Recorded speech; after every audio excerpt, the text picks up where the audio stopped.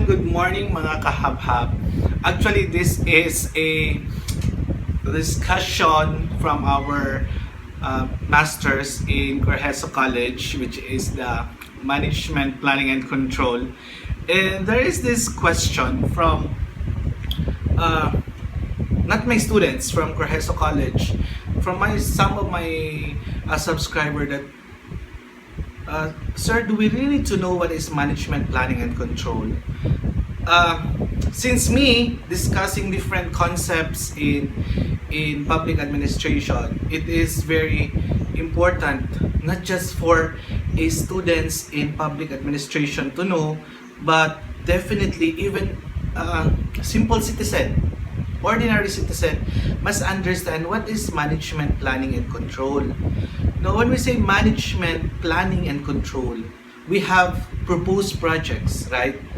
There are projects that is proposed to the government, no, from the different local government unit. Ganito yan siya. This is very simple. I'll illustrate you then. We have our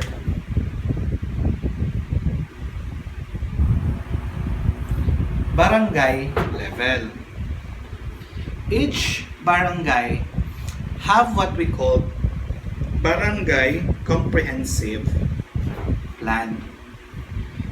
This barangay comprehensive plan took 3 years. This is for 3 years planning. Because if you would observe, barangay captain along with our municipal mayors, they have 3 years term. So ang plan nila dapat should only be 3 years also, aligned with our mayor. Which is, this is what we call part of our comprehensive land use plan, CLUP.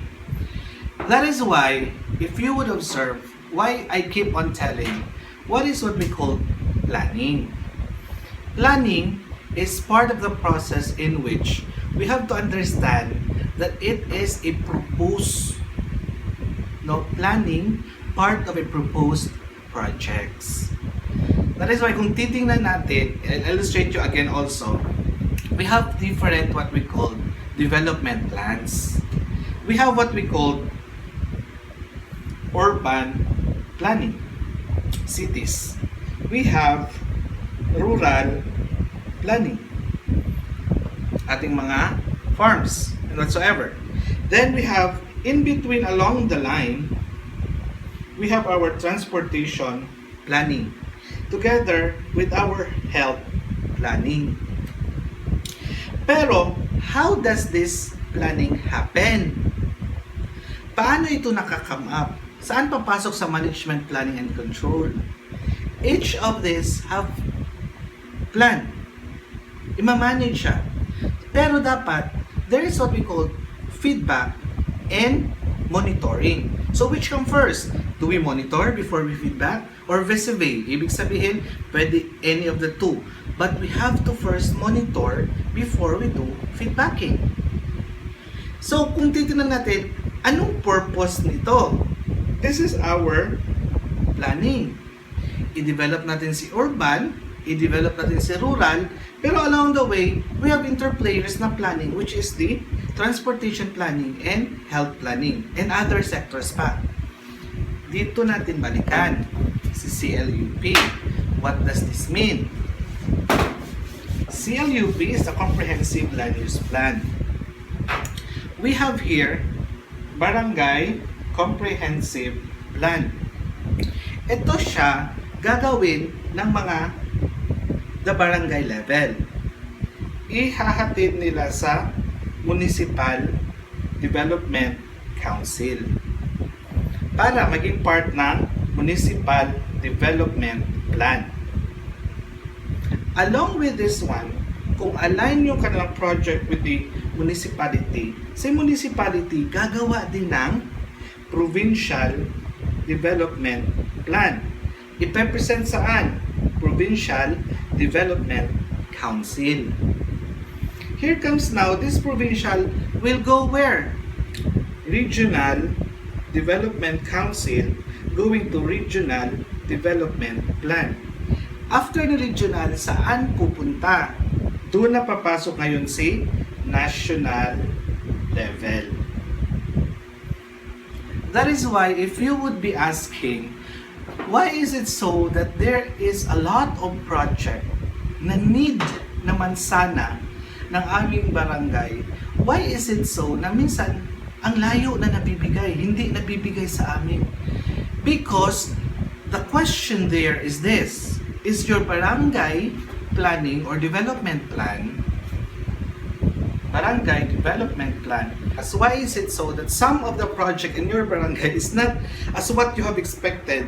Because the question there is that, is the barangay plan is along with their municipal plan, and is the municipal plan along with the provincial plan, and the provincial plan is along with the regional plan. Kaya gani, if you would observe, there is this NEDA, di ba? There is an ambition 2020, 2040. That is the roadmap. You see? Roadmap. Ibig sabihin, doon papunta ang development ng ating bansa. That is why we should not be keep on dwelling at huwag tayo sige dada na walang nagawa ang administrasyon, walang nagawa ang Pilipinas, walang development ng Pilipinas. There is. Meron tayong ambisyon na pupuntahan. Slowly, development is not that simple. Diba? If we go deeper to what we call project proposal, see, you would go with a feasibility study. You use different models. What are the SWOT analysis? What is the strength of this model? Or what is the strength of this project? Is it beneficial to everybody? Do we use environmental scanning? Do we use pestle analysis?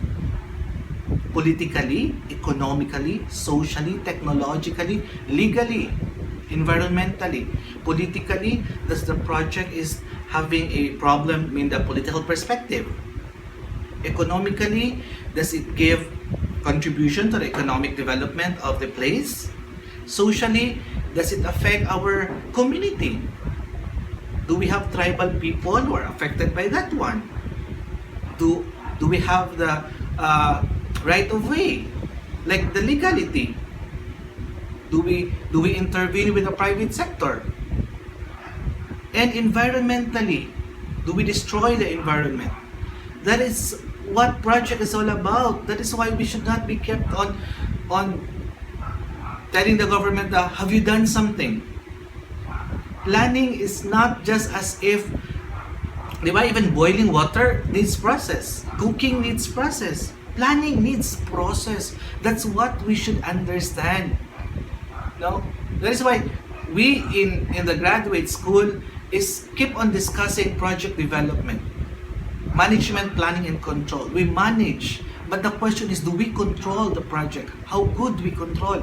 That is where the model enters. That is where the evaluation tools enter. Diba?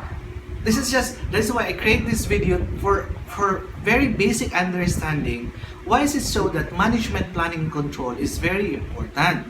Because in planning, it's not just planning, and in project development, it's not just creating project. Upon creating project, you have to understand that you have to manage it accordingly. Do you go along with what?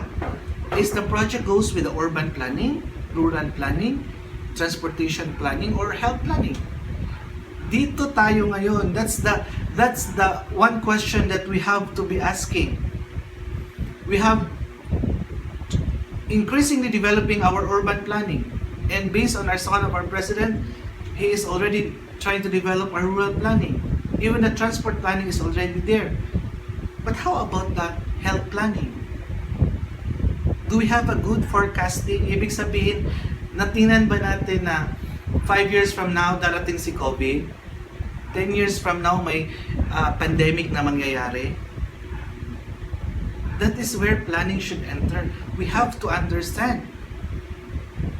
Diba? As planner, we have to forecast. You have to advance think.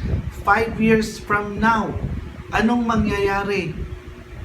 Diba? It's just like you have this viral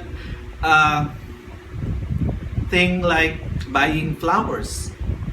Hala, sige, bili tanim, bili dito. But have you forecasted that Does that flower fit on your area? Does that flower will produce, or that plant will produce flowers how many months from now? And that is as simple as forecasting.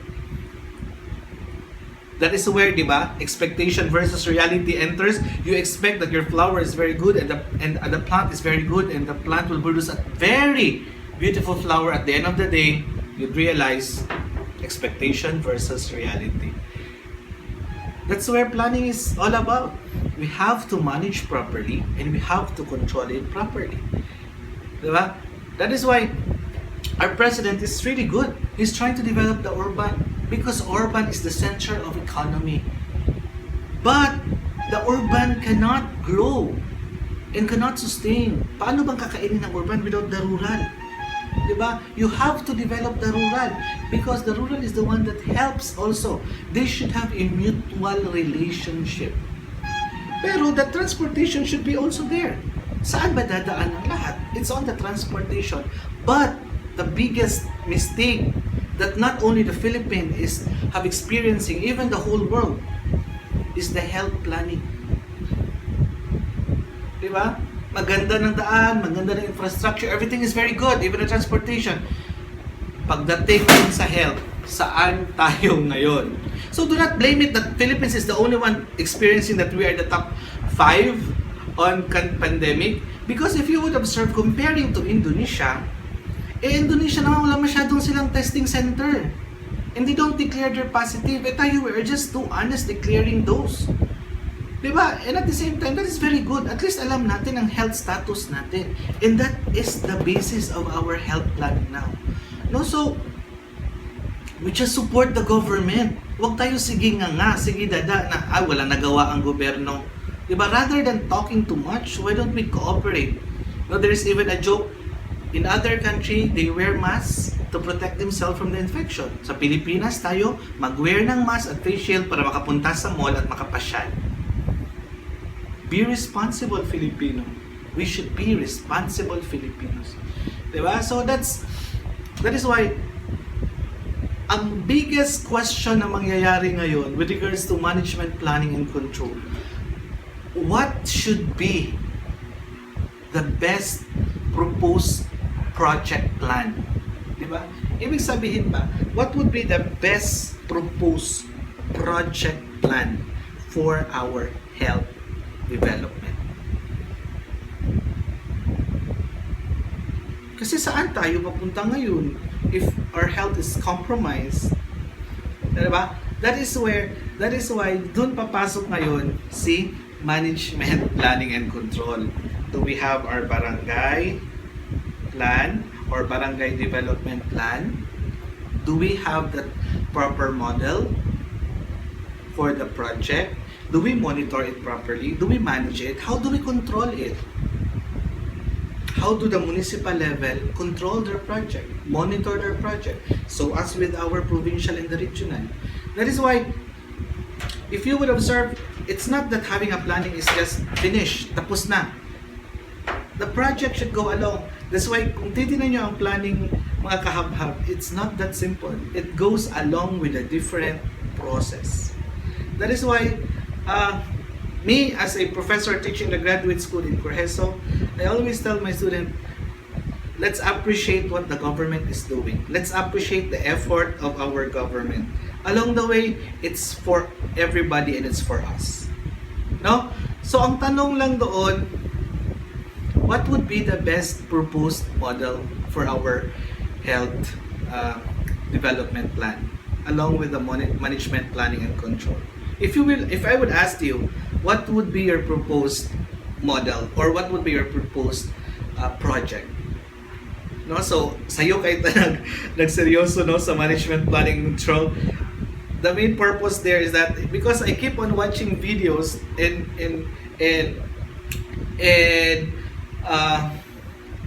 feed from the Facebook, even the senators, even the citizen are keep on telling, saan na bang gobyerno ngayon? Ano na bang nagawa ng gobyerno ngayon? Ang tanong dyan, senators, do you know what is management planning and control? On what level do you undergo the process of forecasting? Di ba? Do you forecast or do you undergo data gathering about what this COVID is all about before you criticize the health sector? No, the health sector is doing a lot for the country. Why not try to appreciate rather than to consider the di ba? What I mean is, why not simple, a little appreciation rather than too much criticism? Sorry to tell this, but in my own perspective, senators, politicians, critics, would there be a place in your statement that you also appreciate the effort of our health sector or the effort of our frontliners and even the effort of our government? Let's ponder on that statement. A little appreciation. Yes, we criticize, there are problems, but the question is a little appreciation. So, bye everyone. Nakahab.